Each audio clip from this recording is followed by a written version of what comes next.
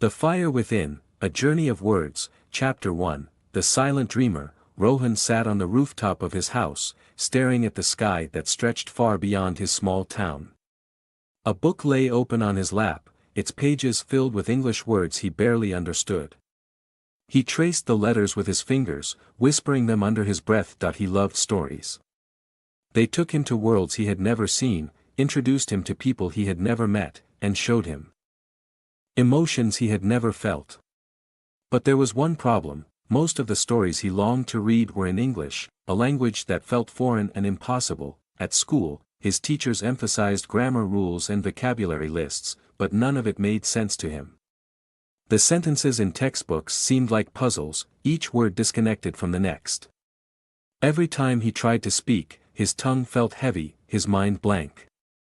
The fear of making mistakes silenced him. His father, a humble bookseller, noticed his struggle. One evening, as they sat together in the dim glow of a lantern, he said, "Beta, language is power. If you master English, you can conquer the world." Rohan's heart burned with determination, but he had no idea where to start. Chapter 2, The First Steps. Determined to change, Rohan decided to take control of his learning. He started with a simple habit: writing one new English word on his palm every morning and using it throughout the day. If he learned the word courage, he would whisper to himself before answering a question in class, "I have courage." If the word was persistence, he would remind himself, "I will not give up."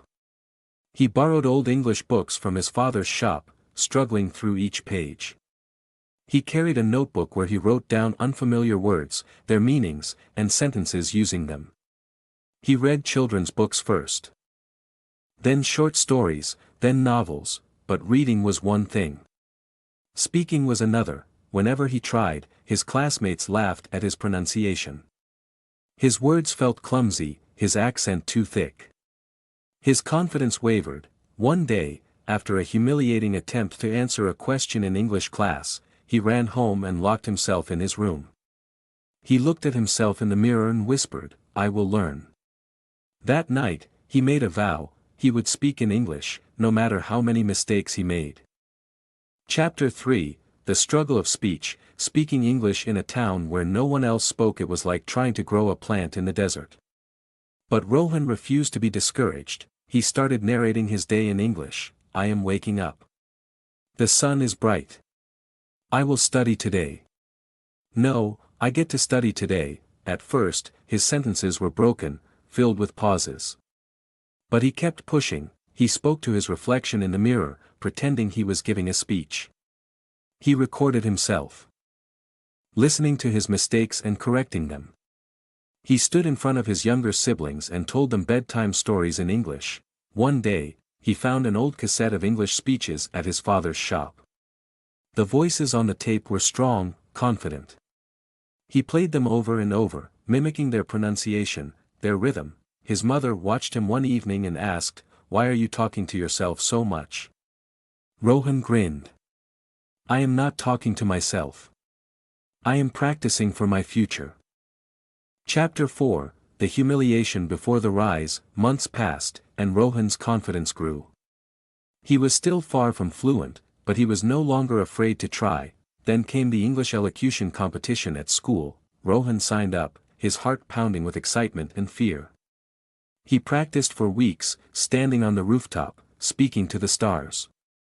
His speech was about the power of language, a topic close to his heart. On the day of the competition, he walked onto the stage, feeling the weight of 100 eyes on him.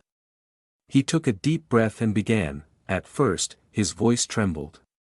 Then, as he spoke, he found his rhythm. He was doing it, until he mispronounced a word. The audience snickered. His classmates whispered to each other. Panic surged through him. He felt like running away.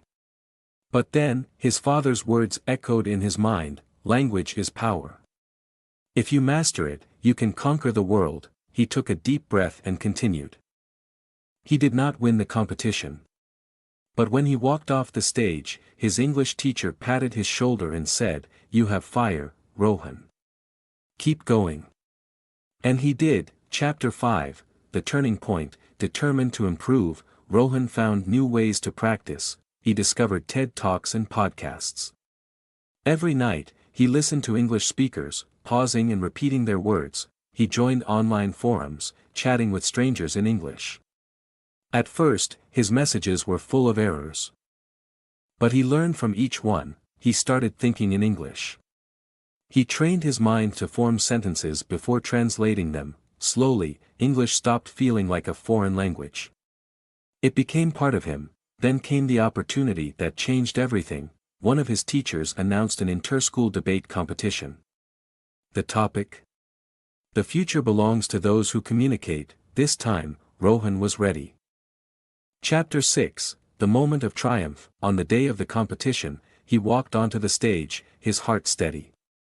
He looked at the audience, not as judges or classmates, but as listeners. He spoke, his words flowed with confidence, his voice steady. He paused at the right moments, emphasized the right words. When he finished, there was silence. Then, applause. Rohan had done it. He had not just learned English. He had conquered his fear. Chapter 7, The Never-Ending Journey. Years later, Rohan stood in a university auditorium, delivering a lecture to young students. He had become a speaker, a writer, and a mentor. He still made mistakes. He still learned new words every day. But now, he knew the truth. Learning a language is not about perfection. It is about persistence, passion, and the courage to speak. And as he looked at his students, he saw himself in their eyes, the silent dreamers who would one day find their voice. Moral of the story: mastering English, or any skill, is not about speaking flawlessly. It is about speaking fearlessly.